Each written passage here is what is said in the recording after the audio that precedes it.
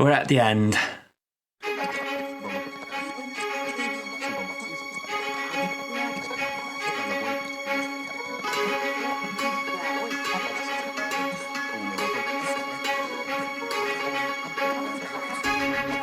Hello there everyone, welcome back to another Star Wars Galaxy of Heroes video, and this is going to be the final Grand Arena video I do for this season.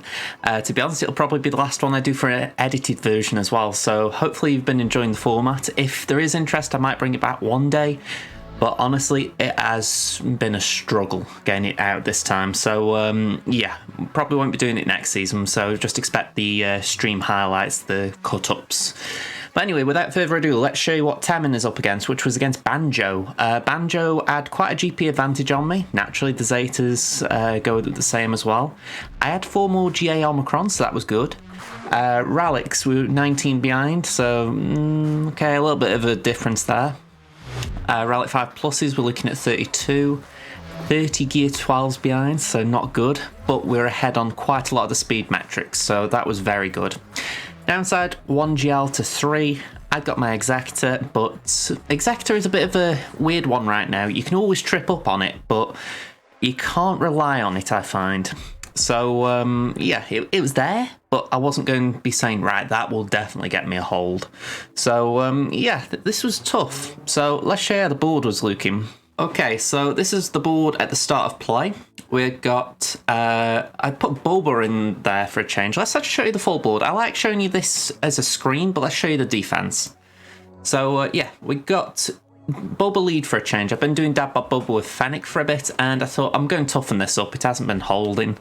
So, yeah, we did normal Boba with Greedo, got the Geos again. We've got Ahsoka, we've got Kat. They've both gone up a level since this, so actually a few levels. Ahsoka is now Ralic and well, Ralic 0, and Kat is now Gear 12. So they've had a bit of work done in this time, it's got to be said. And yeah, these lot, they're just going to stay the same for a bit, sadly, but Dash occasionally can surprise people. So South Wall, we got the Wedge team that I sometimes use. I think it's a fun little comp. Maybe one day I'll switch it around and put Rolo lead in. Especially with Wampas around. Could be a nice little trip option. We got Gas, we got GG with Newt, and we got Darth Revan. My opponent put Mon Mothma down. We've got Crew, we've got Night Sisters, and we've got Old Republic with a Ralic 1 Zalbar. And then down south, we've got a Bo-Katan team. We've got a Gas team, we've got an Imperial Trooper team that was pretty light, and we've got a Ray team. Now, I do feel the need to point out that both of these two teams, the Fire of the First and the Imperial Troopers, they were missing a lot of mods. I mean, Rex was extremely slow, so I felt sorry because I think this is why... I mean, I'm saying I think this is why we faced each other, but I actually did win the round. So I'm not entirely sure how he beat someone so convincingly, or convincingly enough that he got a win, and then got me. So I can only assume maybe there was he won just a 10 banner win somewhere, and or he's did well on offense against someone who was worse on defense. I've got no idea, but yeah, if he locked in without mods on certain key characters, or a lot of key characters, then yeah, this is a little tricky to understand, but hey ho. So let's show you how we got on. So first battle, we took in JML with some scrubby Jedi, well, mostly scrubby Jedi. I don't know, do you call Shakti and Ezra scrubby? But yeah, I took these lot in. Yeah, this was a clean enough win as far as... I didn't want to throw a gas at it. I didn't trust my any other counters I could try. So I thought, yeah, this makes sense. You know, it's... sorry, my phone was just deciding to beep. It says on silent as well, just for the record. But yeah, this was a clean enough counter. It's just one of them things where you're thinking, should I have saved more Jedi? Because I was looking at this and I'm thinking, okay, we've got a JKR team still. We've got, obviously, JKR. We've got Bastila, Old Ben, GMY, and who's the other one? Jolie, did they say? Whoever I missed. We got a 5 for that team. So we can afford these 5, but you just look at it and you go, One day I would love to be able to split JKL from JML, but right now it seems like too expensive. You know, yeah, it's very hard to say, right, I can afford to split them up. Maybe if I could afford to gear up Ezra, because he just got one-shotted there. Poor Ezra. But if I could get into Relic 7, maybe I could afford to at least try and move JKL away a little bit in these scenarios, just so that at least I've got a half-decent damage dealer in the team. But yeah, I think I'm dreaming a bit there. Alright, so this is the gas team as I was referring. No mods on some characters, if not a few of them. Well, on all of them, sorry. So as you saw, gas went down very quickly then. I'm a little bit annoyed watching it, well, watching it back and when I was playing it, because it was a clean win as far as we got the win, but the banners I wasn't impressed with. I mean, you can see we got down the clones with no issue, but the trouble is because gas gets up and he will use an AoE, we've got no banner recovery.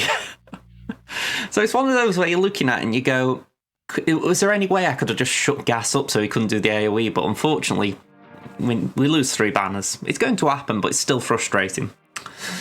So I did an Imperial Mirror match at this point. I keep forgetting I'm going to switch this over. Here we go.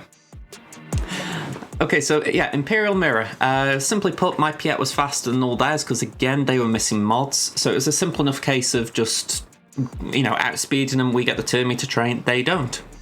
So yeah, very comfortable win this. I feel like this is a good thing for 5v5 for me, that whenever I've got a doubt about what to take in, if I can outspeed something, Imperial Troopers are a safe bet. At least until I can mod them up a bit, well, gear them up a bit more. Okay, so Bo-Katan, I thought I'd use Rey.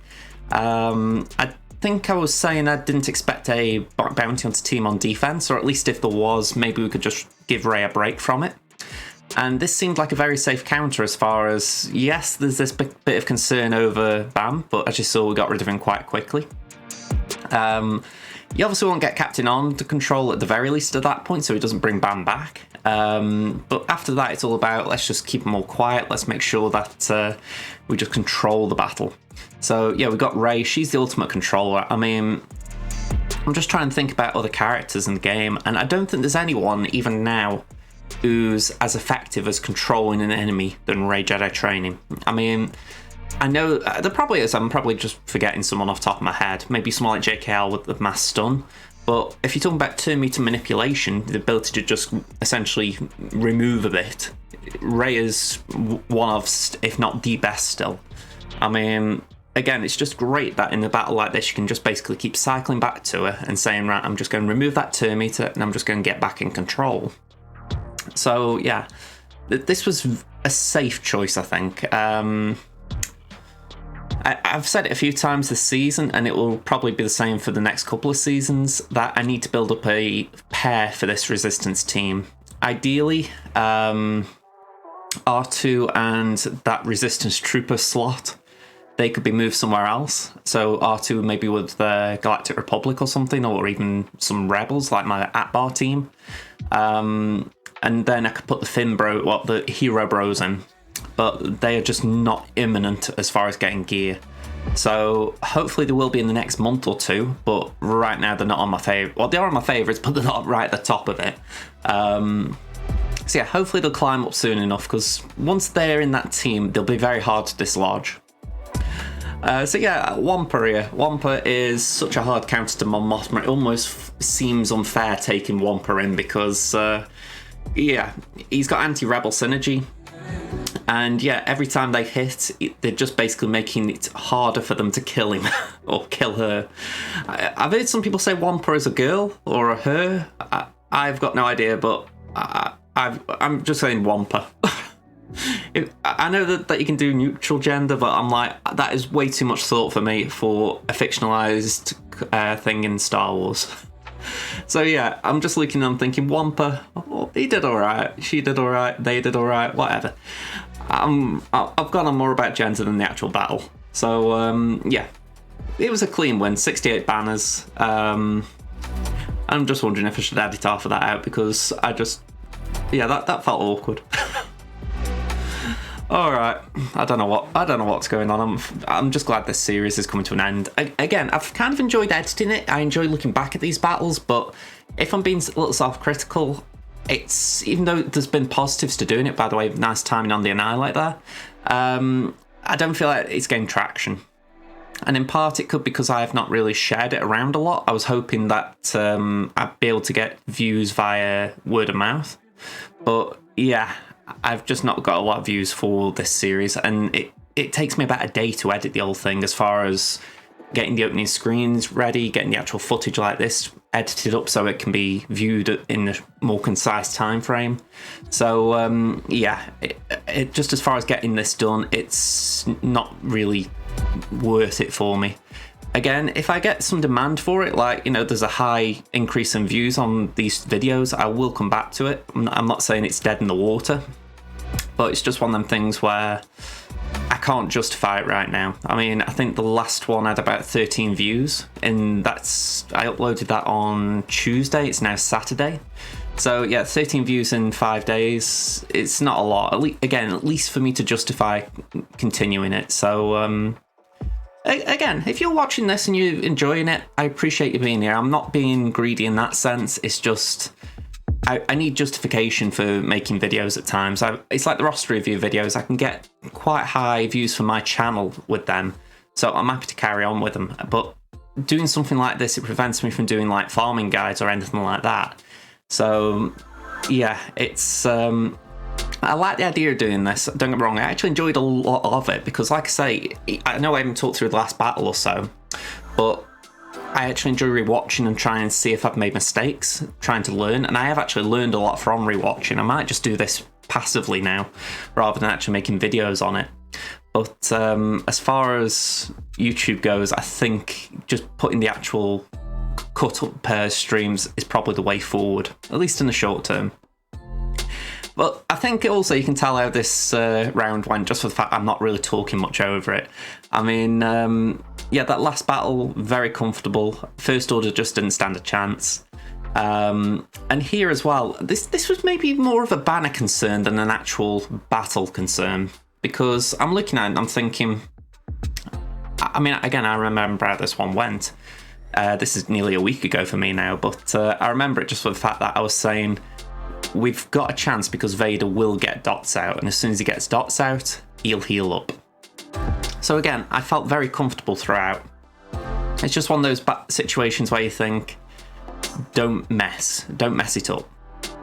We get full banners back on Palp, and then Vader, he gets a Force Crush. He does Cull, which expires the dots, and he recovers. It's such a sweet little combo. I can't help but love it. So yeah, 67 max banners. It's overkill as far as, you know, Vader could probably be used on better teams, but I didn't need to use him anywhere else, so why not? JKR versus Night Sisters. Again, this is a bit of overkill, but I thought, why not? Yeah, very hard to comment on anything else here, because I repeat, this is overkill. But maybe the only other thing I could have done was do the JKR and the Imperial Troopers and then Imperial Troopers here, but yeah, that would have been overkill as well with JKR and Imps. So I've got no issues here. I mean, I'll be upfront. At this point, I wasn't even checking mods. I thought, I've got such a good lead that I feel like I'm using safe counters as it is. You know, it's not like there's something that is a bit tight and you do need to check your speeds. But there's a hell of a good chance that some of these tunes weren't modded still. So again, I feel sorry for my opponent, because he must have done something before GA and just forgot to swap it back round. Anyway, I think we just cleared the top wall with record time, at least for my standards. We've got Phoenix at the back, so a 2-kin Bad Batch. This was likely overkill. I mean, Bad Batch are just going wreck 'em. Wrecker will wreck 'em. I mean, it's just bonkers watching how quick you can chew through them. I mean, I've got my Bad Batch now at I've got 3 at Relic 5 on my baby account, and I'm looking forward to seeing how far they can punch up, because in Territory Wars the other day, I did manage to get most of a JMK without Cat team down, just with the 5 I've got. So it's like, if I get them all to Relic, could I have taken the full JMK team down? Again, there's no Cat, so that helps, but you look and you think, it's still a good cheesy counter to a Galactic Legend. But yeah, I'm going to skip a bit of this, even though I don't think it was a long battle. I think, yeah, we've all seen Nest take down Ewoks. I mean, that was good time. It was probably one of the quicker Nest versus Ewok battles I've done. Mon Mothma, I took a short squad in against some Jawas. Now, with hindsight, this is a bit of a bad call because the detonators are quite high. The trouble is I haven't really got anything powerful at this point. Maybe in hindsight I could have used something else and threw Mon Mothma at something else. So I'm thinking maybe we did the Bounty Hunters on First Order. Maybe we could have done Mon Mothma against First Order and then done Bounty Hunters here. Yeah, I'm not entirely sure. But in general, we were safe. I have no regrets how it played out. Okay, so we got Holdo and the Resistance. We took in some rebels. Quite a comfortable battle. Yeah, just rewatching this, I've got another Holdo battle later on to show for Crimson, and that one was more interesting, I'll say.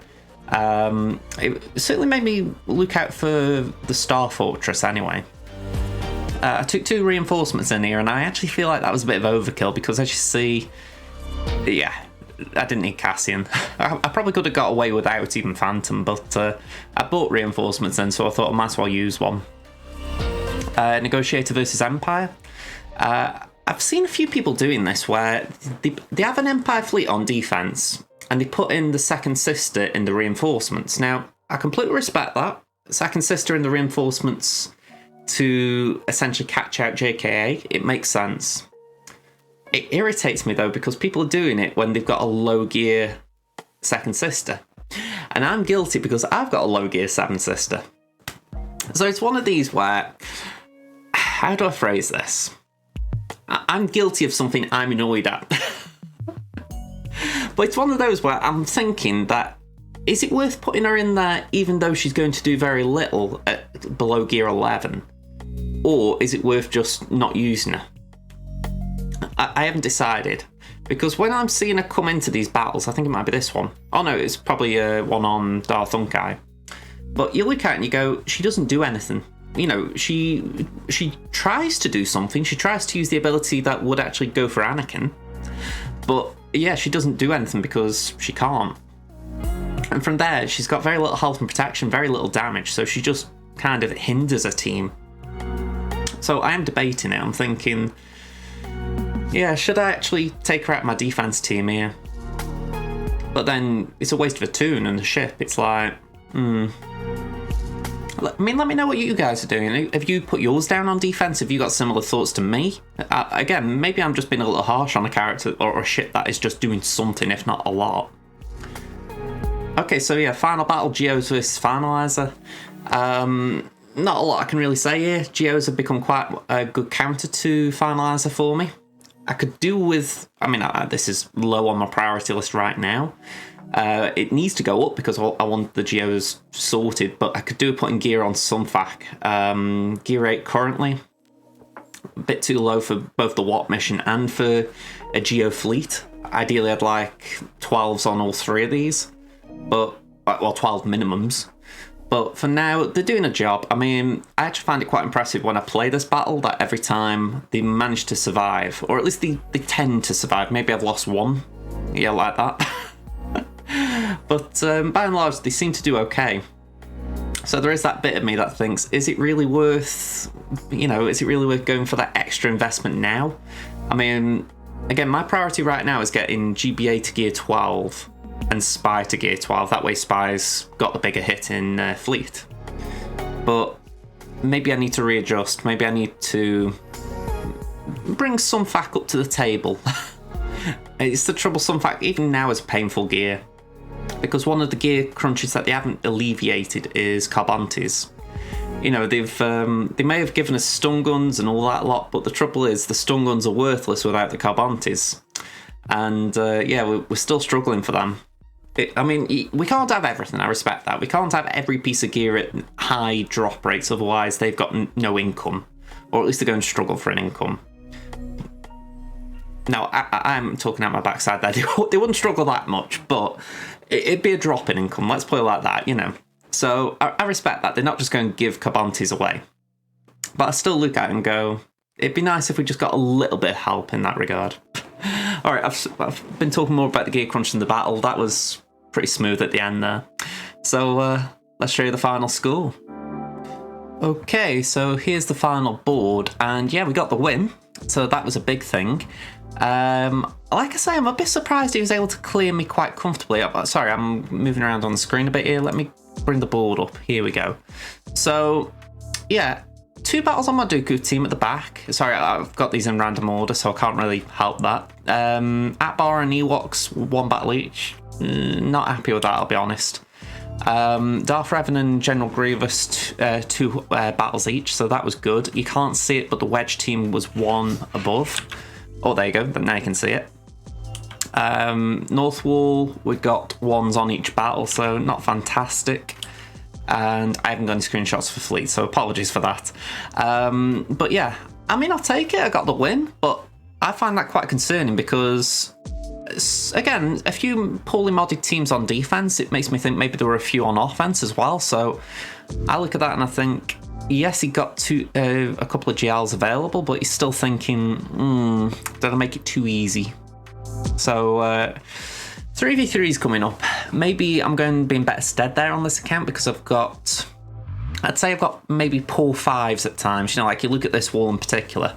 I haven't got great Geos. I haven't got, well, at this point, I haven't got great Galactic Republic. I'd still say I haven't really.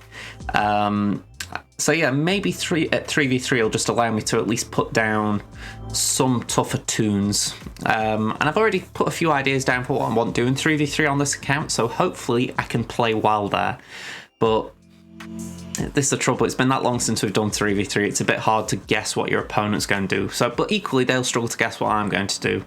So it'll be fun, but it could be rough as well, so we'll soon see.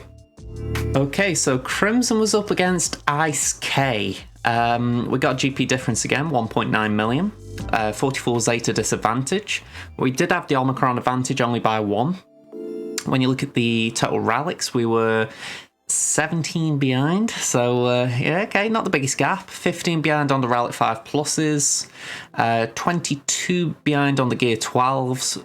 Quite a bit of difference on the 6-dot mods, but we were ahead on the speed, so that was quite promising.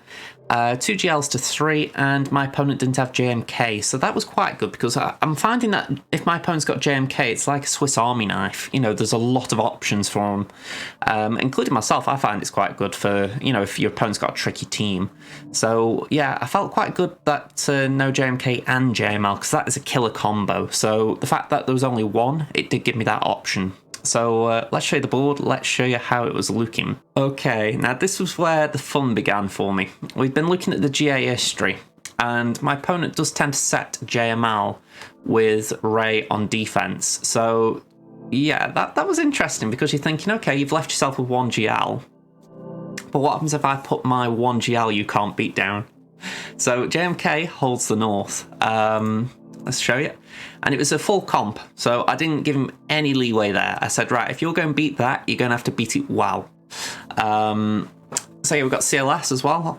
I kind of feel guilty putting CLS down, especially when there's stuff like Bad Batch that can go on defense for my opponents, and you're thinking, yeah, Horn and Chew could probably wreck an Echo still. So I don't particularly like CLS there, but equally, I sometimes think to myself, I need other teams on offense.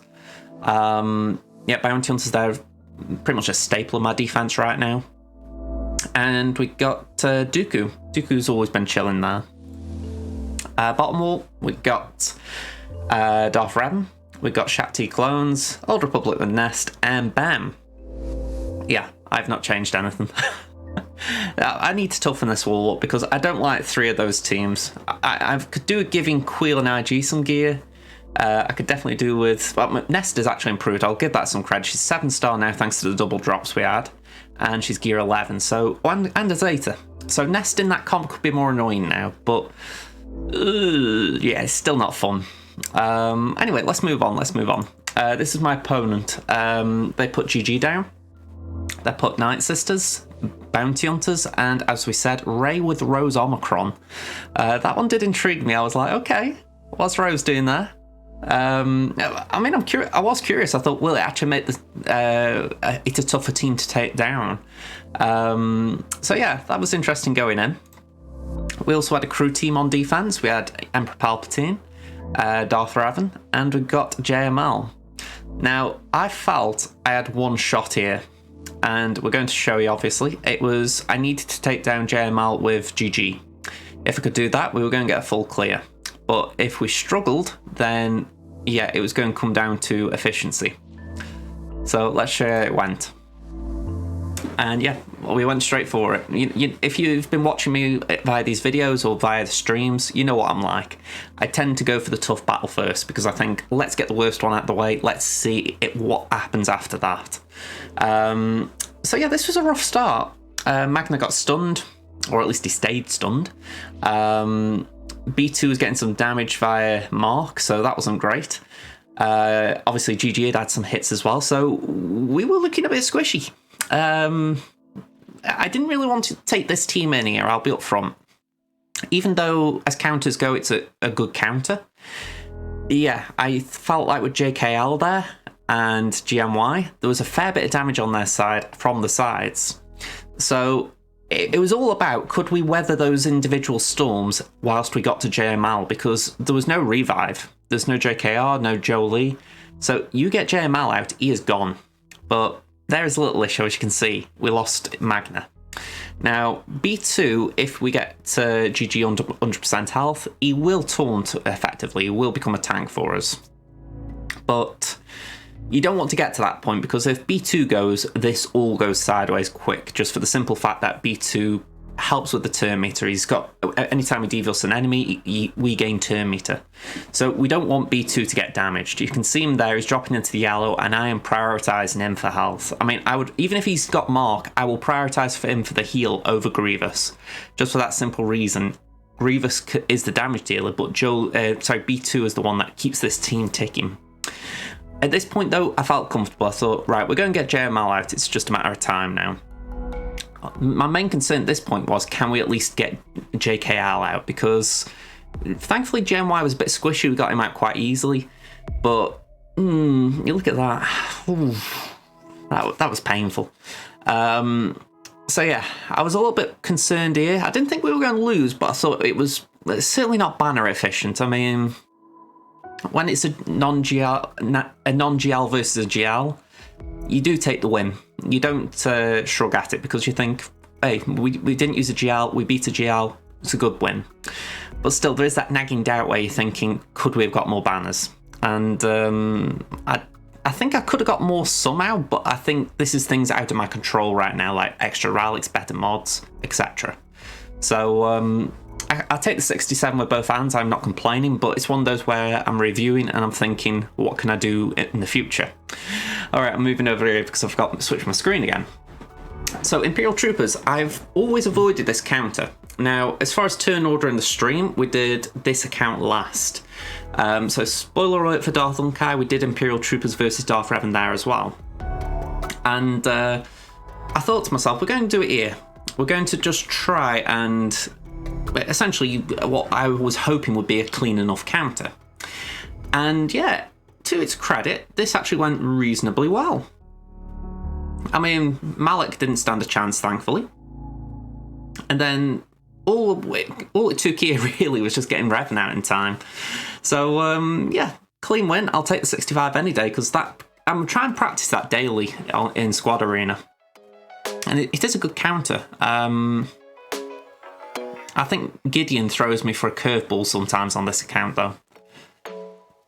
Okay, so I'm going to have to fast forward in a minute on this one, because this was a long battle and I forgot to edit it to fast forward a little bit.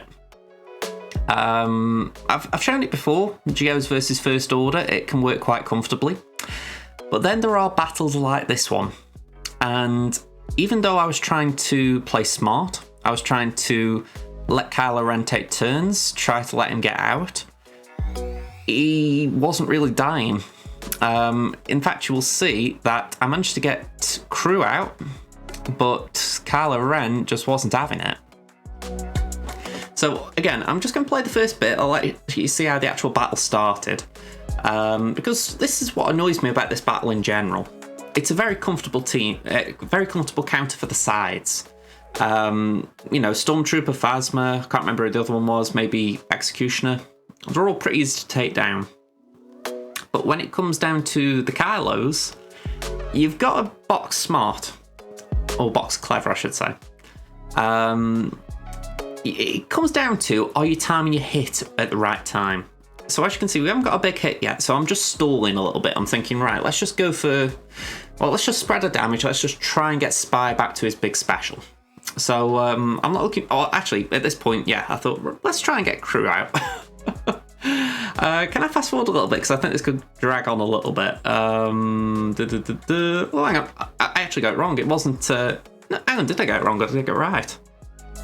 I could have sworn I just saw Kylo Ren out then. Again, this was nearly a week ago, so I might have got it mixed up, but I have also watched this during editing, so I could have sworn it was Kylo Ren that was left. Alright, I'm doubting myself here. Can I... Well, let me fast forward a bit more. Oh, yeah, I was right. It's Kylo Ren who was left. So yeah, I did try and leave him. I did try to leave him. I was like, okay, let's use the big hit when we know he's taking a turn. That way he's not stacking defense. But it was just getting nowhere. So around the 30-second mark, I did actually put it on full auto, thinking we're not going to be able to actually get him down manually.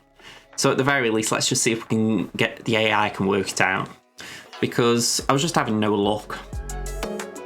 And this one hurt me because, like I say, at this point, we'd had all three of the other accounts. We'd had DarthUnkei right before this, and before that we'd done JJ and Temmin. Well, I say JJ, it's Relic Knights, this is not Sabine at the moment. But yeah, we've done all our other accounts, so we're in a good position as far as we're in the final leg. And look at this for a last hit. Oh. That stung.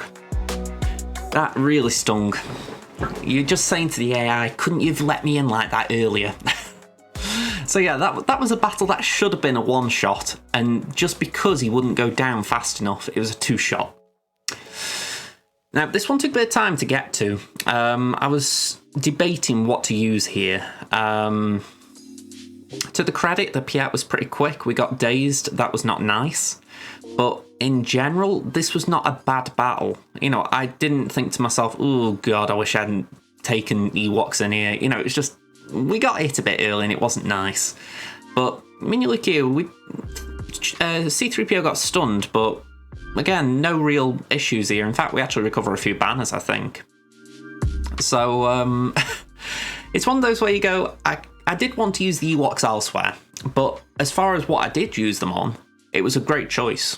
I mean, yeah, I've got no complaints. This is a very safe battle, and yeah, it's just a case of, yeah, Ewoks are great.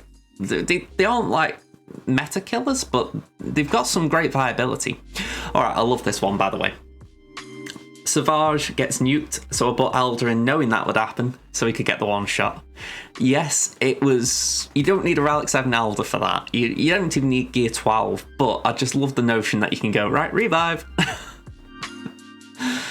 Okay, so... Slacker versus Rey. I wasn't entirely sure what I wanted to do here, I'll be up front. As far as like strategy, it's been a while since I've done Slacker versus Rey, but I honestly had the mentality of, let's just destroy them. Let's just try and get them all down as quick as we can. And yeah, we did quite well there. I thought we got 3 and 1 with Slacker. Obviously, Rey gets a bit ticked off here. I don't really think there's a way to play this battle without losing the sides, because it's like here she gets angry again. You were going to make her angry. I was trying to make sure I didn't go H-hangry then, but yeah, it's just the way Rey goes. You know, you damage her pals, she will nuke you. So, and equally, Slacker, he doesn't get angry that you nuke his pals, but he does need them to charge up himself. So yeah, it's a bit of a bummer, because 52 is probably right for banners, but it was the cleanest counter I got. Anyway, we move on. JKR versus GG Droids. I have shown this a million times, so I'm just going to skip forward a little bit. No real issues here. Yeah, you can see we've only had a minute on the clock and we're already down to B1 Droidica. Yeah, not a lot I can really add here. It's a comfortable counter. I'm trying to wean off this because of the Wampas I've got on other accounts, but on Crimson we haven't got Wampa built yet. It's something I'm going to try and work on softly. Right now he's on my favourites, but I need a stun gun and a Cabonti, so... Well, you know, a stun gun with a Cabonti piece and a Cabonti. So it's taking a bit of time to give him the gear he probably needs. Or her the gear she needs. I'm getting out of that rabbit hole. Anyway, I actually said this during the stream. This is the most comfortable battle I think I have had in ages. And simply put, Scion just never struggled. I wouldn't even say any of the other tunes struggled. Maybe Watt at one point dropped a bit of health, but you know, due to Talzin, but yeah, even he recovers quite easily. I mean, maybe I could have done 3-man, but I think that'd have been pushing it. I do think you need Nihilus for the Annihilates, otherwise I think you need the Annihilate. But yeah, as far as taking 4 in and getting pretty comfortable banners, I'm happy. I mean, I've been debating this with someone as far as the value of Darth Talon Omicron. And the argument they were making was that if you do Darth Talon Omicron, it means you're locked into using Talon with Traya. And I kind of disagree there, for the simple reason, yes, if you use Talon with, say, Darth Revan at that point, it means that the Omicron's doing nothing. I respect that. But my view is, even though Omicrons right now are high-value resources, eventually, like everything, they will become devalued. You know, it's like, for instance, they'll become like Zetas are now. There'll be some new fancy thing that comes out. So in my mind, I look at it and I think it's about flexibility. It means that if I want to put Talon with Traya, I've got the option of having a very buffed up Traya team. But equally, if I think to myself, I don't need Traya buffed up and I could do with buffing up my Sith Empire, I know I can still do that. I'm curious what you guys think, because, again, the only reason I put Talon Omicron on DarthUnkei, I know I'm talking about DarthUnkei while this battle's playing, but I've got very little to say on this battle at this point. The only reason I put the Omicron on was the fact that I'd faced one. And I thought, oh, this is actually a very interesting battle. It's a tough battle. So equally, I'm thinking, well, if I can force an opponent to have that same problem, why not? But like I say, it isn't a case of I will always put Talon with Traya. I think sometimes there's value with Revan, or even in another lineup. So yeah, I will go back to it. I'm curious what you all think. Not to say about Traya, but Traya and Talon, but do you believe that Omicrons have to be used? Like, do you have to use them with like the presets, if you like? So if it was something like Talon, you do have to put Talon with Traya.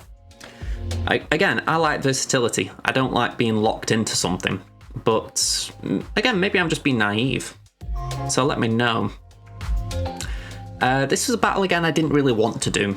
This would have been where I'd have done the Ewoks if I'd have been given the choice. I tend to throw Ewoks at Bounty Hunters. I find it a very comfortable counter, as long as I'm playing it right. And yeah, I look at this and I think the Empire did okay. The issue is Mara. I really need to give Mara some attention, and she's not really on my to-do list right now. Yeah, it's a shame because she's such a great toon. This is probably the one account I am not actually working on Mara. And it shows because she got really battered and bruised here. What I will say though, as far as how this battle does end up, Mara recovers, but in the way that you wouldn't normally expect. We get full protection on her. You can't really see because of my face cam. She gets her protection back, but she can't recover her health. Now, the only option I really had was using Emperor Palpatine's second special and trying to give a health steal, but I just didn't like the idea of that because it zaps banners off the others. And even though they could then recover them, it felt like a gamble as far as if someone dealt too much damage, i.e. Vader, I might regret it. So I thought I'd rather lose the one banner on Mara than risk losing multiple across the others. But yeah, 64, it's not bad. It's just, it wasn't the counter I wanted to do. This one got me interested, I'm not going to lie. I didn't know how this would go. I knew that Gasser got solo viability, obviously, but I was thinking, what happens if they lock him down? But thankfully they didn't, and yeah, this is massive overkill. So there we go. I could have used gas on Darth Revan in fairness, but yeah, I think we actually did cleaner with the imps, to be honest. Ewoks, I took in the leftover fiver first. I may have had something else that could have taken these on, but yeah, I don't really regret this. I think they did a good job. The downside is it was a bit of a banner loss as far as we could have got more if we'd have had a leader, you know, another leader. I mean, Rex, he is nice, but he's not got any banner recovery, has he? So yeah, that was the issue. It would have been good if we could have maybe got Wicket quite quicker, but there's not a lot of options there. So what we lose because of Wicket, maybe it was not worth taking these in, but I don't really think we had much other options anyway. So as far as getting a win, I'm happy. But yeah, the banners still suck a bit. So 63. Then the final Tomb battle, it was Kylo Ren versus Phoenix. And yeah, this is, again, you wouldn't believe it looking at how we got stun locked, but it's a comfortable battle. The more they try and stun him, the quicker he gets, and he just starts wrecking them. So yeah, I'm debating what I want to do with Crimson moving forward, for the fact that I'm hoping by 5v5 I've got my by the next 5v5 I'm hoping that on this account my clones are all relicked. Right now I've got Relic 7 5s at lock-in. I think here it's Relic 3. I'm currently working on Arc Trooper. I think he's Relic 4 right now. So yeah, I'm going to get Echo to Relic 7 with Arc, and I'll get Rex to Relic 5. So that way they're all ready for the cam mission. After that, I want to make sure I get the JMK team up to Relic 7. So that's going to be Ahsoka. That's going to be Padme. I know the argument might be Padme isn't part of that team, but I will be using her in there. And I won't get Gas up to Relic 7 as well. So there's a few leftover Galactic Republic tunes I won't work on. Also JK, I'd like to get in there as well, because chips. Once I've done all them though, it's the Executor farm I'm working on. And I know the argument might be do Executor first, but I'm still waiting on Razor Crest shards. So I'm not in a mad hurry to apply relics for something that I'm not imminently going to be able to work on. I mean, if I suddenly get a mass influx of Razor Crest shards in the next few weeks, like, you know, suddenly I'm closing in on 100, then I might change tack. I might skip the JMK relics for the time being, or the JMK team relics, and focus on the exact tunes, because most of them are at relic at this point. Because that would be all I'd need to do, focus on the relic materials. But right now, it feels a waste when I haven't got the ship ready. So we'll play around with that. But anyway, once I'm done with all that, I want to build out my roster a bit more before I go onto a GL, because I need rebels. I need something that will, one, give me an option in fleet, but also I could do something that just beefs up that rebel faction a little bit. It's painful when you've got CLS on defense like that. He is gear 12 now as well. Alright, so this was a 4-star Executor. So that's why I went in with a normal Malevolence lineup. If you're going with Finalizer, I find that Finalizer is a bit too fast. It's a weird thing, that, too fast, but yeah. It feels like Finalizer takes its turns, then Executor takes their turns, and it wrecks you. That's my experience of it anyway. So I prefer trying stuff like this where it's maybe a more dirtier battle, as far as I wouldn't really advise taking Malevolence in this scenario, but I feel like you've got more chance of winning just for the fact that it's slow. The Executor is slower, so you don't need TIE Fighter. You would benefit from Ebon Orc, obviously, to slow down their contract. I mean, I think they actually trigger a contract here in a minute. But again, Piet and the Executor is slower, so it does mean you've got more time to get to your ult. Once you get to your ult, you're able to just nuke them. So again, for me, at 4-star and 5-star, I would be trying Malevolence versus Executor. When it gets to 6 and 7-star, I would then go Finalizer. But I don't even like 6-star. I think that is a bit RNG reliant. You know, it's like, I've won a couple. I mean, there's a guy in my shard who I can beat at 6-star, and there's another I can't. So again, it comes down to the pilots. And that is the frustrating thing, that there's different levels of RNG or different strategies depending on pilots and stars, and it's where this entire meta winds me up. So yeah, I thought this is not looking pretty at this point. We're in a lot of yellow. Slave One has just done its best job of destroying us. So yeah, I was a bit worried, I'm not gonna lie. It was I was grateful that we got the AoE stun, the ultimate, because we were just able to survive, well, just survive the rest of the battle with it. But I mean, look there, that was filthy. I had to bring an IG-2000 just to try and hang in there, because I needed healing, and it was the only way I could think to do it. You know, you just look, we do get that health back via IG on Hyena, but it was a filthy battle. I mean, I don't like this, but I would rather do this than Finalizer. So yeah, we do get the win. I think it was something like 63. Yeah, 63 banners. So it's by no means an efficient win, but it does mean you get over the line. Now, this is the Holdo battle I was referring to when we did Temmin. And I took Finalizer in. I didn't put Echelon in the starting lineup because I thought I want to deal more damage from the start. But well, I've got to praise Star Fortress. This was annoying. Now, for context, because I haven't shown screenshots, this was a 3-star Star Fortress. And yeah, you've got the Relic 5 Rose Tico, you've got Relic 5, I believe, Resistance Trooper for Ray. So, you know, the pilots are quite tanky. But I was still expecting to be able to knock it out. I honestly thought, right, we've got Silencer here, we'll just hit Rose, get her out, and then we can focus on Millennium Falcon. And yeah, Rose was not having any of it. I mean, again, I'm praising the fleet. I'm actually surprised how well this did, because, I mean, I've got days on Silencer now, which is horrendous. But one AoE from the Falcon, I am dead.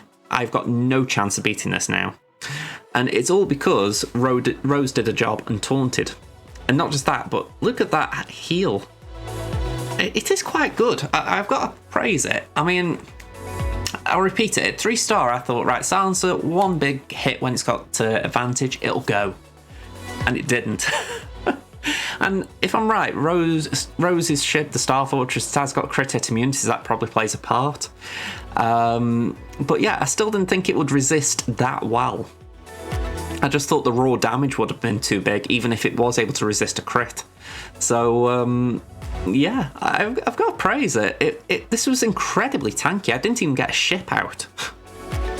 So yeah, I can't really add much more. This was a very awkward battle for me. It was a lesson. Don't underestimate Rose, which I've never said in this game before. So, well, at least not in all seriousness. So yeah, Rose was the MVP of that battle. Final round anyway. We didn't get the full clear because of that. I've only got 3 offense fleets, so we were stuck with that full clear. But I thought, oh, we'll try and at least clean up the spare fleet. So yeah, it was a finalizer. I took in my bounty hunters, and it wasn't a bad battle. This I could do with another fleet. I'm trying to farm up some resistance ships. I'm trying to farm up some other options. It's difficult because on this account and my main, both Temmin and Crimson, even though I'm trying to farm Poe up, or at least get bits of Poe's ship, I'm trying to build up the pilot ship, the Resistance pilot ship, I don't really want to be farming them up. It's like here, my priority right now is Executor.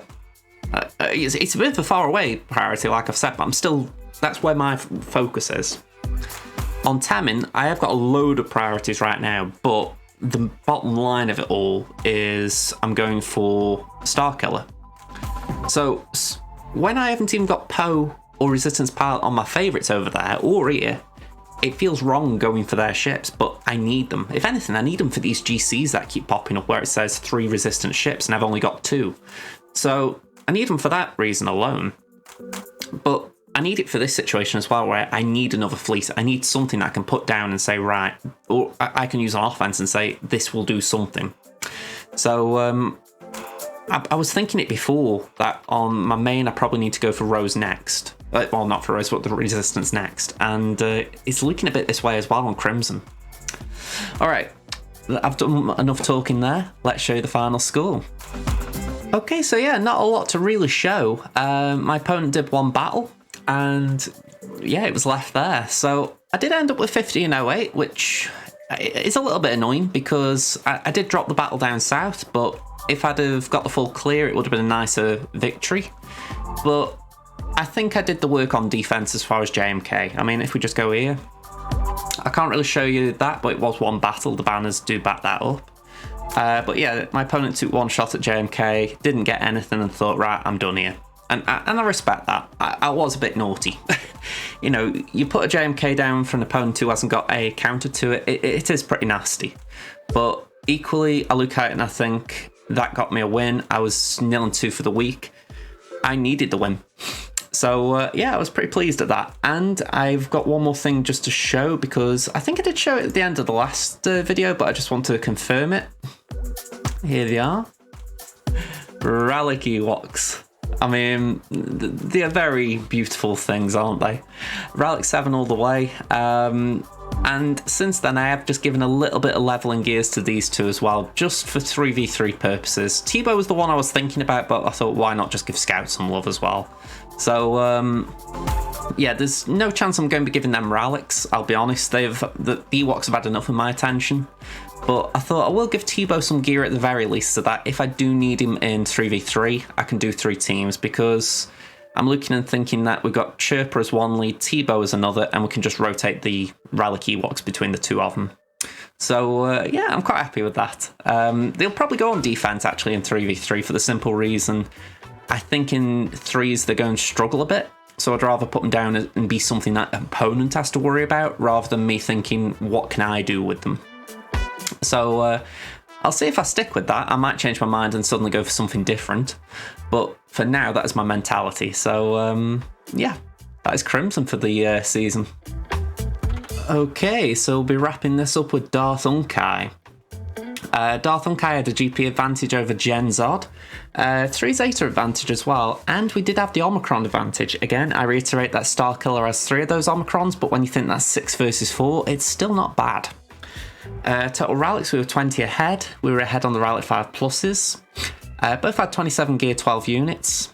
We had a 6 dot advantage. We had a 15 plus speed mod disadvantage, a plus 20 speed mod advantage, and then a plus 25 speed mod disadvantage. So a little bit of interesting stats there. I mean, I find it fun when we do have zigzagging speed advantages and disadvantages. It implies that we've got strengths and weaknesses in the same area, if you like.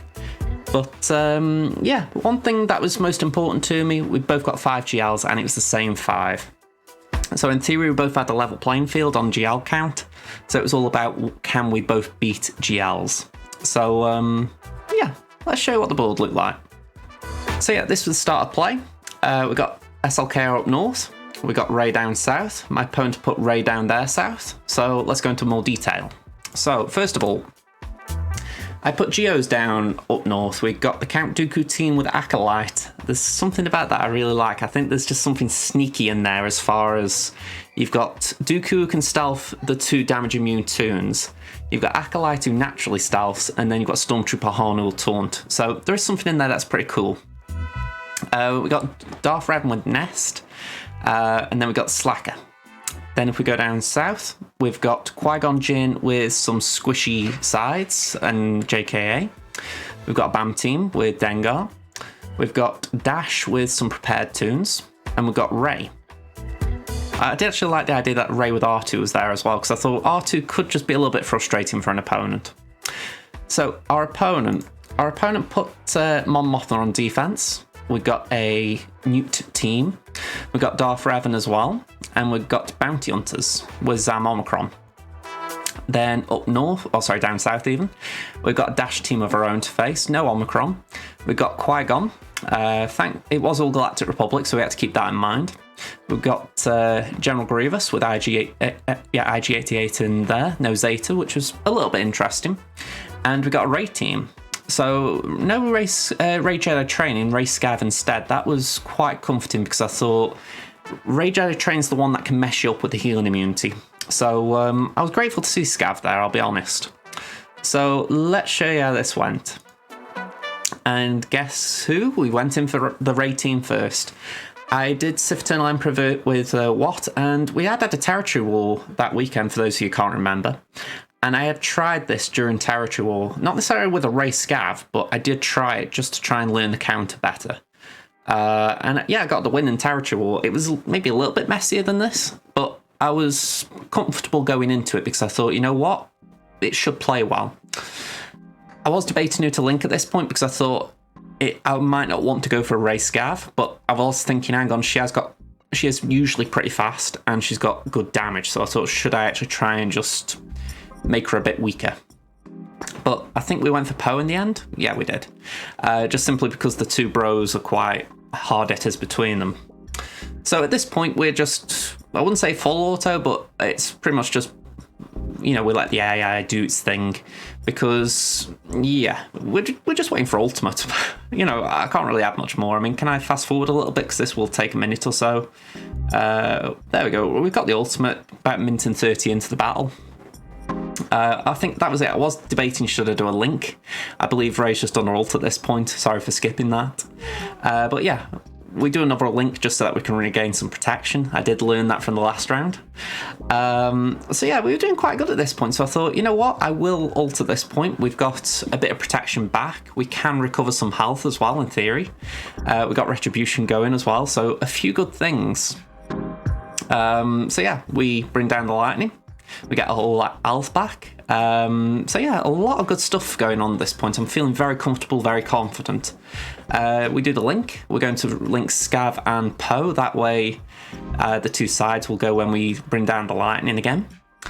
Yeah, a little bit of a stall at this point. I did decide to go for Ray with the lightning. We've got to make sure she's shot so she isn't healing up whenever she's doing lifeblood. Yeah, maybe I shouldn't have gone there, but I thought, why not? That was a little bit scary as well. The ult is very scary with Ray. But yeah, again, we're just whittling her down. I know the two sides will go when we hit them with the lightning, but we want to make sure that we're dealing enough damage to Ray in the meantime. So yeah, the sides go nice and comfortable, and then it's just a 1v1. And yeah, Ray struggles in this situation. Unless she gets another ult, she's going to struggle. So she hadn't got a lot of offense, if I remember right, so bye-bye, Ray. But I was glad. That was the first time I'd won this battle, so 74 banners, I was glad to be taking them home. Alright, so CLS versus Qui-Gon Jinn. This felt a bit overkill, but I wasn't entirely sure what else to throw at it. Bad Batch are a farm I'm doing right now in this camp, they're all low gear. So I wouldn't feel comfortable throwing it in when there's a fast JKA. Besides that, I still need a few Zetas, so it's probably a couple of weeks away. Well, it's probably until next season I can actually try it with some reliability. So something like CLS is the next best shot for the fact that we've got at least control in the battle here. I mean, Anakin tested that a bit. I think that's safe to say. He said, are you sure you think you're under control? That my AoE isn't going to give you some nightmares? But no, we got through it okay. Yeah, Mace is Mace. It could be a little bit annoying now, but we lost a few banners. 58 isn't great, but if it means we get through it in one shot, I'm taking it. I think at this point also I was actually just taking a breather. Again, Anakin's pretty scary when he gets that AoE off. Okay, again, we did JKR versus Grievous. I was tempted at the time to do Jay Amalia for the fact that I was thinking we haven't got, well, at least based on the plan, even though it's the front wall, I didn't expect a GL at the back that JML was needed for. So in my mind, I was thinking, should we use JML here? But yeah, discussion with the chat, we went for JKR. So yeah, it's a safe counter. I've shown this plenty of times. Mace over here, I don't think he had Zetas at this point. So I've given him one since. It's the Vapad Zeta, I think. It's the one that gives him counter chance. So I'm looking forward to at least using that a bit more, because I think Mace's rework has been a bit understated, as far as maybe some people have underrated it.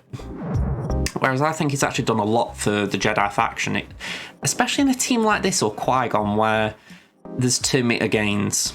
I think maybe if it was Padme or JMK, it's less effective, but even then, the Territory War Omicron does give it JMK a boost. So yeah, I really feel like the actual rework got understated a little bit, because I remember Arnold was discussing that it wasn't like Vader tier. And I think, well, maybe that's the point. They don't want to do anything at that level again, because they had to go and nerf Vader. So maybe that's the whole point. They're saying, we've made him better, but we haven't made him OP. And I'm up for that. I think I don't really want to be facing OP Mace Windu. But if you say to me, right, this is a guy you can get in the Squad Arena store for day one, and he's a half-decent Jedi, I will take it. And yeah, I'm more than happy. I mean, he's doing good stuff. I mean, granted, we dropped a few bans in that battle, but I don't think that was Mace's fault.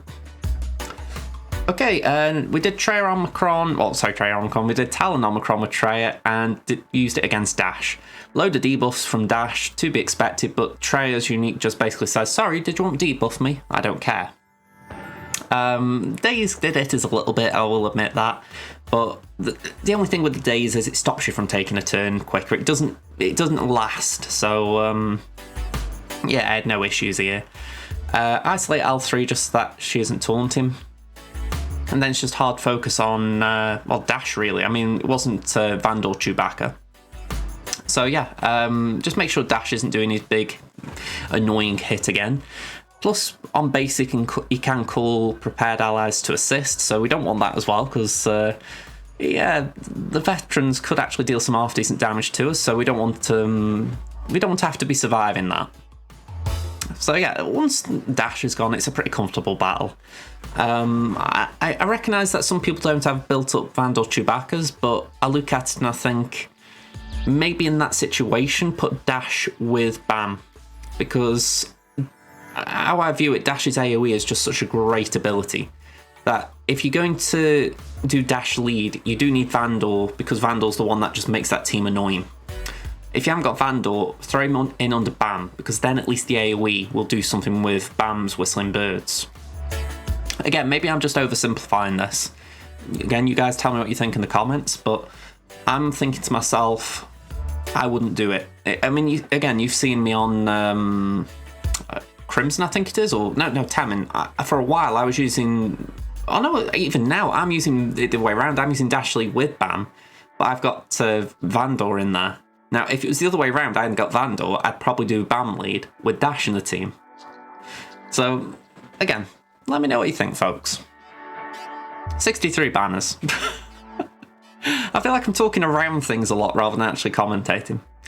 One for Omicron. This was a very comfortable battle. I checked beforehand, the potency on Iden was very low. I think that is in part because it's gear 11.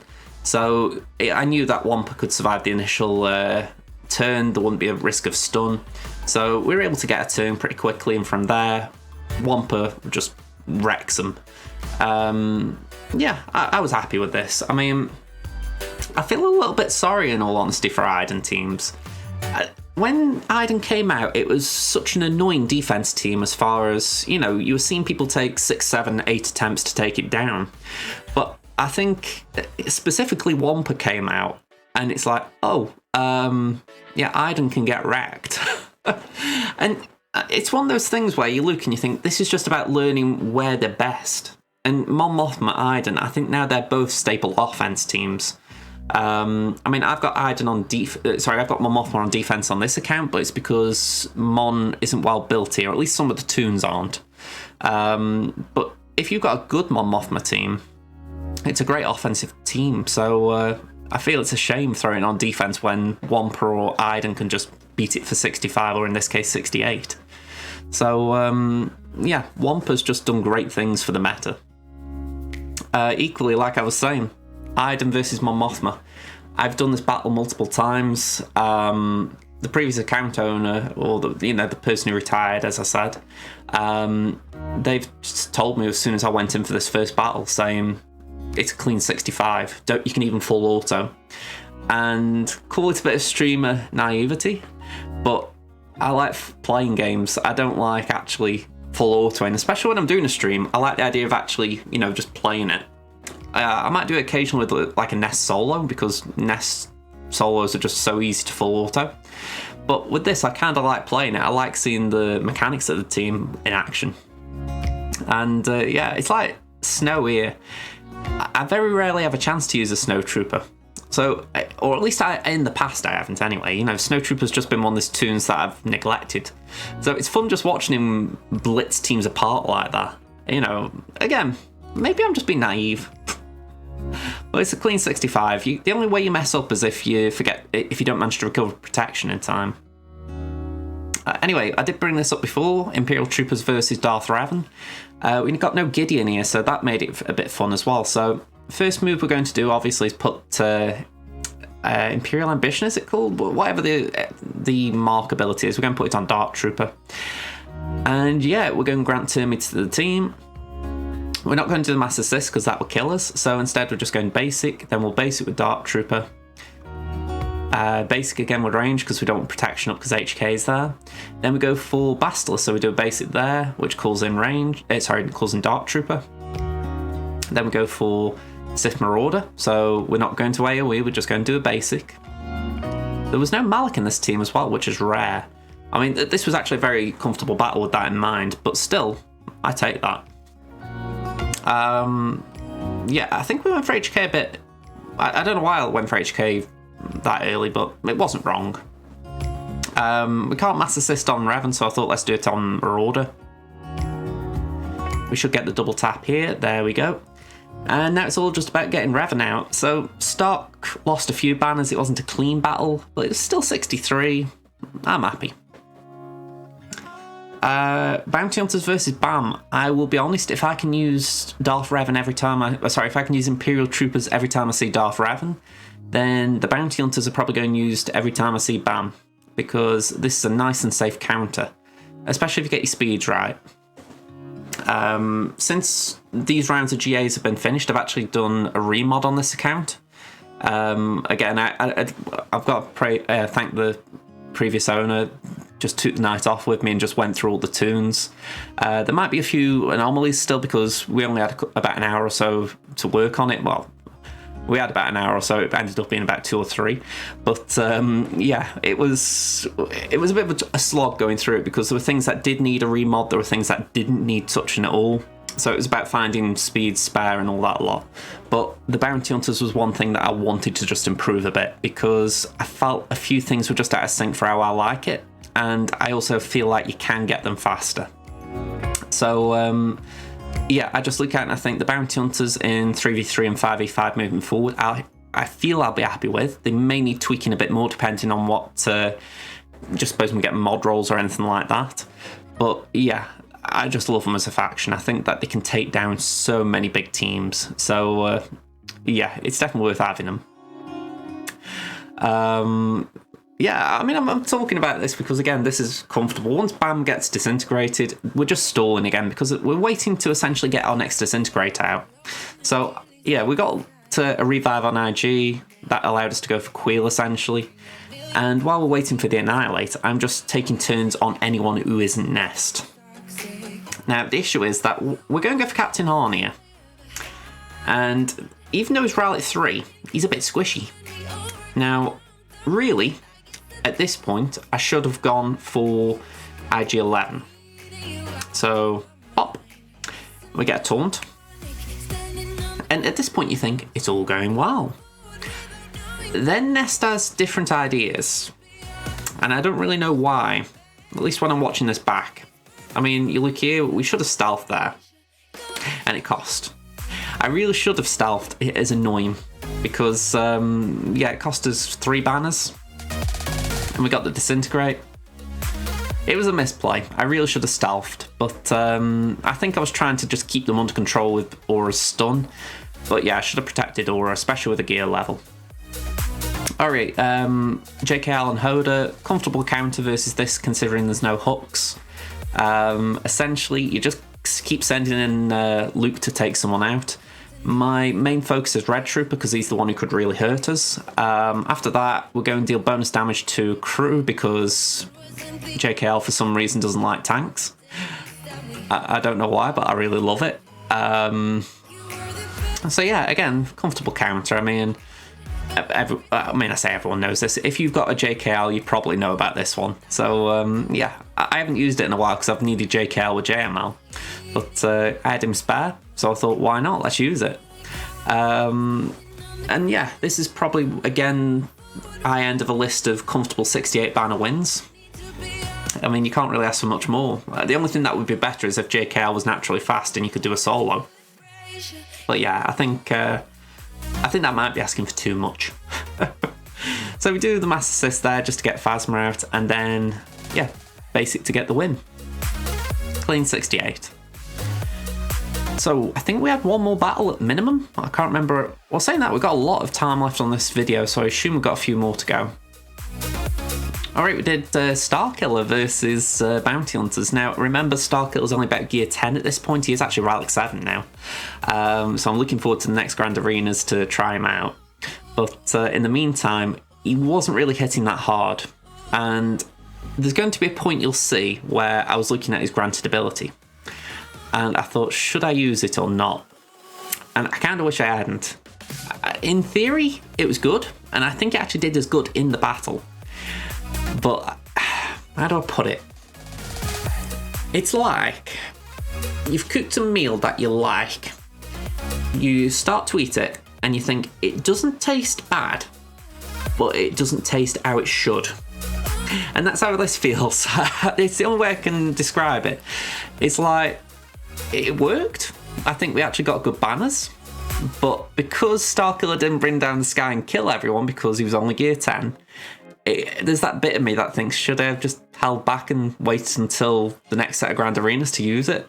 It felt like a premature debut. I mean, look at this. This is where I'm looking at it. I'm thinking, what can we do? I mean, I can't even look at Visas here to show you if she got a debuff or anything, because I think that was one of the things I was stalling over as well. It was like, should I bring it down right now or should I hold on to it? Yeah, it was a bit of a debate I was having because it's like, surely we do. Which we do. We get the stuns on everyone, but not a lot of damage, to say the least. Like I say, I've remodded this account. It was with Starkiller in mind. We've got him with quite a lot of health, quite a lot of offense. Not the most speed, but to be honest, I feel like EP and Mora will do most of the work there. So Starkiller's along for the ride. So yeah, I'm looking at this and I'm thinking, okay, I'm quite comfortable. I think we even got 65 here, so it was worth taking this team in. It's like I said, it just felt early. I don't think I should have used the ability, even though it might have got me the max banners. Alright, final battle. I'm pretty sure this is final battle. JML versus Newt. Essentially, I'd got JML left over and I thought, what shall I do? And yeah, this is what we did. I think with hindsight, I could have gone short squad. I could have maybe done JML and Gas. Maybe. I don't know. Maybe at worst, I could have done JML, Shaq and Gas. I think Ayla and Barris were just chilling here. It wasn't like the worst decision. We actually did get a 65 out of this to spoil it. But there's that point when you're looking at a battle like this and you go, should I have done something different? But I've just realised, by the way, I'm looking at the wrong monitor the entire of this round. But yeah, I look at it and I think, could I have done something different? I don't know. I'm not even convinced it was worth it. 65 played safe. You know, we weren't gambling on an undersize and then dropping banners because someone lost protection or something. So with that in mind, I'm glad because at least we did get 65. But again, you sort of look at it and you go, could I have got 67 maybe? I don't know. It's all ifs, buts and maybes. So yeah, we got to 65. We move on to ships, and we were facing Executor on defense. What a surprise. So yeah, finalizer. Yay! So we put the Unted on Houndstooth. I kind of get bored of this because even though I can do it now, I just don't like Executive. You do a basic on Razor Crest, it does its AoE. You give Temmin to the team via the third ability. You put that onto Command Shuttle so it grants it to the team. Use the AoE or the Mass Attack ability with Echelon on Razor Crest. Xanadu and Razor Crest do their thing. Then you're able to ability block with the final special on Houndstooth. You then do a basic on Xanadu Blood. They'll take another turn with Houndstooth. Then you grant Temmin to the team again via the special. Then you nuke Xanadu Blood. 45 seconds that are on repeat every single battle. Basic with Echelon. I always bring in Plow at this point because I think Plow is the most consistent method, at least based on what I do. So Plow clears debuffs. It means that you don't get Slave 1 coming in. At this point I was a bit uncertain. I thought, oh, hang on, what do I do here? I don't normally face Scimitar in this lineup. So I thought, let's stun it. Let's just make sure it doesn't stealth everyone. In fact, we kill it. So it was a good set of moves. Yeah, so I was debating here. I thought one of them was going... They're going to heal up in a minute anyway via Executor. So I'm thinking, what do I want to do? Because if I try and stun Houndstooth, it's not going to land most likely. But even if it does, Executor could cleanse it. So yeah, I was stuck in two minds. So I thought I might as well just wing it. I don't know how else to phrase it. We got Breach at this point, so I thought no point ability blocking, we might as well basic. I don't like it when Silencer gets Mark. That really worries me. So at that point my priority is always, can we get Silencer turns? So this was a good time to use the ability block. We can make sure that Slave 1 doesn't do an AoE.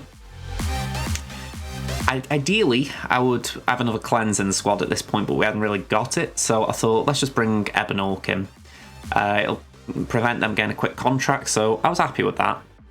I thought, we'll do a basic, just try and grant 2 meters to Silencer again, just keep trying to feed it turns to get the mark off, which happens. We do the Mass Attack to Stealth Silencer, because again, Silencer is key to winning this. You have got to do everything in your power to protect it. Yeah, I think we used the ability block here to get rid of the taunt. Oh no, we're saying that we had got Breach, so we didn't do that. Ooh, I think we got crit. We did the big hit here, and we nuked it. Hey, you gotta love seeing that. Just seeing a one shot on a nearly full health Houndstooth. That is why Silencer is fun. But yeah, at this point we're just making sure we don't receive any big damage. So Slave 1's annoying. Let's get rid of that. Yeah, at this point it's just about making sure we get Razor Crest out, because obviously it's got 2 lives, so you've got to chip away the first one. It's not worth using the big hit on Razor Crest when it's on its first life. But at this point, Silencer's pretty well charged up, so we can just keep using basics and nuking ships. So yeah, we bring in Special Forces. We're able to call and assist with Silencer. I think it actually gets a dodge. Yeah, I remember that. That was really frustrating. If the Executor ever needs help, it will dodge. And yeah, we got it out, but you still think... So yeah, we won 68. It was comfortable. I just don't enjoy the matches. I might look like I do watching it back, but I don't. So yeah, Malevolence versus Negotiator. It's a match we've seen millions of times, but what I will say, this was not comfortable. It looks comfortable. I mean, I'm watching this here, I'm thinking, right, we've got Anakin, he's looking a bit squishy. We've got the stun, so I thought let's use it where we can, but I don't really like where I am even now. I mean, that was terrible timing. I really don't like Plower's first reinforcement when I'm facing it, because it means all the work I'm doing gets undone turn 1. So yeah, at this point I'm thinking I need help, so I'll bring in Spy. I'm thinking, can we get a mark or a force taunt on Anakin? I believe it goes on 5s. Worst case scenario is all... Oh no, hang on, we get Anakin. Alright, I don't know what I'm curious what happened here then. But yeah, yeah, we go for the wire wing because obviously it's taunting. The worst case scenario with that force taunt is Plow. You never want it Plow, you want him to be the last one you take out. So I'm kind of glad it wasn't 5s, because that is annoying as well. But yeah, Anakin's the golden goal and we got him at least. But yeah, look here, Plow is the last one standing. At this point you're thinking, alright, we've got a nice comfortable win here. Ahsoka comes out, so you're thinking, alright, we'll use our stun ability, keep her quiet. I think while we're keeping her quiet, we'll just deal with Plo, because Plo's the one that's out of stun. And yeah, it kind of goes wrong here. Not badly wrong, we still win the battle, but you wouldn't really believe how badly it gets. So basic, you're looking, you're thinking, we're in control here. I mean, yes, they've just done the saviour ability on it, so it will get a second life, but you're thinking, come on, we're getting mass assist. We didn't get any assists. I'm sure I've heard someone say that the Vulture droids are bugged right now, where they aren't assisting when they should. So yeah, we're basic. No assist there, that was annoying. Again, we got 1 assist there. It's weird, the assists do seem out, so I can believe there is a bug. But yeah, we're constantly getting stuck behind a reinforcement, like someone's coming in and just stalling things to help Negotiator. And it really is frustrating, because you're looking at it and you're going, we should have won this a minute or 2 ago, but look, that 1 AoE, that really hit us hard. I mean, I don't like that as well. Ahsoka with Retribution, that is nasty. And then we got the bombing run. That is horrible. We get lucky. We're able to bring in, do the stun and kill Ahsoka, but the banners are terrible. 65. We got less on this than we did versus Executor. So, yeah. I'm putting that down to the Vultures, really, because I think I played okay, but I wasn't getting a lot of calls to assist, so it meant that the damage I was doing was reduced. But, again, let me know what you think. Yeah, Negotiator versus Empire. Comfortable counter. I may need to start mixing things up on defense with this in mind, though, because I've got Negotiator and Malevolence plus Finalizer. They're 3 pretty chunky offense teams. So I'm wondering if I can start playing around with the defense options, maybe putting Negotiator on defense. But then I do need an Empire counter. I need something that I know can take Empire out. And right now, Empire's a very good fleet, so I don't really want to be chancing it. So yeah, it's tempting to switch things up, but right now I don't think it's the right time. So yeah, we do the Savior ability, we put it on Anakin, but it saves Rex. This is the downside of putting Plo in the First Order team. It really reduces the RNG, I find. It does mean that Slave 1 is delayed coming in, but it also means you're going to lose banners in Galactic Republic. So that's another reason why I'm thinking put them on defense. If it's on defense, I'm not the one losing banners. It might make an opponent's battle easier, but again, that really isn't my concern, as far as you've still got to beat a Negotiator. So yeah, I'm weighing things up. I don't think we're a million miles away from the right combo, but yeah, I need to think it through. There's a bit of me actually thinking, should I use Executor on offense to win mirrors? You can get 70 odd banners with Executor and mirrors, but I don't know if it's worth it. Anyway, that's all food for thought for another time. That was 69 banners, good way to end it. So let's show you the final score. So the final score, yeah, I was a little bit surprised at this, in all honesty. 1823 to 563. I was not expecting my opponent not to full clear me. So if I just show you the front wall, I believe it is. I had to take screenshots a little bit in a hurry. Oh, hang on. Is it here any click? There we go. Slacker did get 2 holds, so maybe that's what put them off. Darth Revan got a hold as well. So I can only assume that's what happened. If we just go back to the full board. They beat JMK at the back. They didn't touch Mon Mothma or Asajj. But they beat the front wall as well, and it was all in 1 hits. So my gut is that they went down south, they cleared everything there in 1. They went to the back wall, they saw JMK, they thought, right, we're going to beat that. Then they thought, we've got 1 more GL to beat, let's take it down, then we can clear everything up.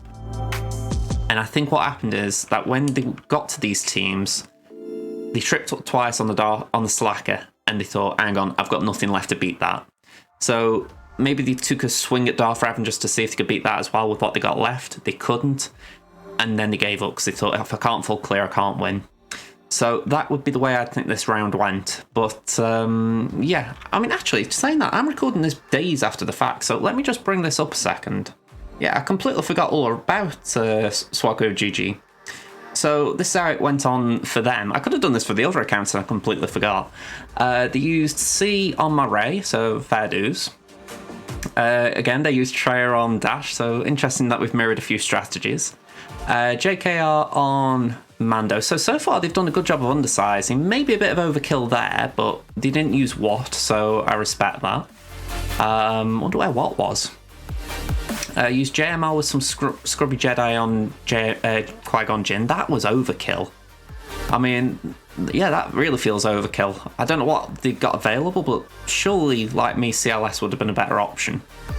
They used JMK on JMK, no ult for them, so I actually didn't realise they hadn't got an ult. Or have they? No, they probably got an ult, it's just not showing on here. So, fair enough, they did a mirror. Then they lost the Slacker mirror. Ooh, okay. Yeah, and they couldn't clean it up with gas. And then they tried imps on Darth Revan and lost. Ooh. Alright, so that was fun watching how that played out, because that was pretty much how I called it, that they beat the Jedi Master Kenobi and then thought, let's beat the other GL. But, yeah, quite interesting. I mean, I think as well, the fact that they didn't have an optimised Slacker team hurt them. I mean, they hadn't got crew, they hadn't got Red Trooper, so the fact that I put a full team down, that made the mirror a lot harder. So, yeah, although I'll be honest, I wouldn't have taken gas in to clean up a Slacker. I mean, Geos are a better shout, and I know that I didn't see them on defense, so yeah, that would have been a lot better. But that was a bad idea as well. I mean, the whole reason you put Nest in there is to prevent an Imperial Trooper counter, or at least to make it harder. So yeah, that was a bit of a boo-boo. But yeah, I'm quite pleased with that. I'm thinking, all right, we actually did good. So yeah, that is it for DarthUnkei this round. Okay, very, very briefly, we're going to just quickly show you Not Sabine Relic Night Sisters, aka JJ versus Cash Mike. The board is pretty much as you see. We got a hold on both walls, whereas our opponent couldn't stop me from clearing the south. So unfortunately I've got nothing to show you as far as the south, because again, this is a week ago and I don't recall this account that much. But yeah, as far as the defense went, they beat the Bounty Hunters in 2 battles, which was surprising. Usually they hold for a little bit longer than... Sorry, they don't hold for that long, I should say. Didn't even attempt gas. However, they took 3 shots on my Padme and lost. I'm hoping Mace played a little part there, considering he took a bit of the damage. So I might actually... Let me just bring that up on GA. I'm curious how that played out. Alright, I did say I couldn't remember what I did, so here we are. Yeah, we did JKR on a Traya team. We did Newt on a Ray team. I actually remember that because I was a bit concerned because Dooku died fast. So I was worried that I wouldn't be able to get the sides down, but we got through it. It was just a bit of a messy battle. We did General Grievous on a Darth Revan. That was a bit squishy. We did Emperor Palpatine with Mara on a Shaq T team, although we barely got through that, as you can see. And we did Hunter and the Bad Batch on some Ewoks. And I couldn't really take down the Geos. There was just not enough left in my side, so yeah, we managed to get through it with some leftover Phoenix, thankfully, but we had nothing left for the Night Sisters. As for our opponent, they tried their General Grievous on my Bounty Hunters and failed. They tried JKR on the Padme and failed, although they did get Mace out. They then tried to Padme mirror, and the gear wasn't in their favour, so they lost. They did a Wampa solo on the Night Sisters. Is that... I'm curious if that was a Wampa on me. Alright, I'll have a look at that in a second. They did EP versus the Geos, fair enough. But actually, I don't think you need that many. Vader could have probably done that with just EP. Tried CLS on my Padme, didn't get through. Oh, that must have hurt with the Rally 3. And then Old Republic beat my Bounty Hunters after the initial fail via Grievous. A little bit interesting, that. I'm curious, did this guy have Wampa on me? Again, I don't pay enough attention to this account. I should pay more attention. And I'm going to try to. I am going to try and pay a bit more attention moving forward. Where is Wampa? Where is Wampa? I think I skimmed right past him. There he is. Rally 3 now with an army. So, yeah, I'm assuming the army was there when this battle was done at Gear 12. So, yeah, a little bit interesting. A little bit interesting. But yeah, I'm just going to quickly show this on here because I don't want to log into my account. But we've had a bit of progress the last couple of days, and yeah, I'm hopeful moving forward we're going to be in good step. I mean, Echo, Tech, Wrecker, all Rally 5. We've got Omega at Gear 12, Hunter's Gear 12. We've got Vader at Gear 12. There was another one, I think. We got Magma at Gear 12, Death Trooper at Gear 12. There've been quite a few promotions, so yeah. It's been a fun time this last week or so for not Sabine Rally Night sisters. So fingers crossed we can have a good 3v3 season, because if anything, a lot of these things weren't as well built when my opponent I last faced an opponent, so the GA history might just be a little bit skewed. So we'll soon see. Okay, so that's it for this video, and that is it for this little mini series I've done this season. Let me know what you'd like to see moving forward, because again, I will probably just go back to cutting up the individual rounds and then just re-uploading them to YouTube. But yeah, if there is something specific you'd like to see regarding Grand Arena, please let me know, because with any luck, I will have more time on my hands not doing these videos.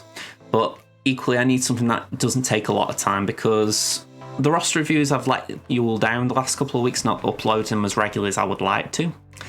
And I haven't done anything that's not like this in a while. So yeah, anything that is pretty simple to make, I would be interested in. So let me know what you'd like to see, folks.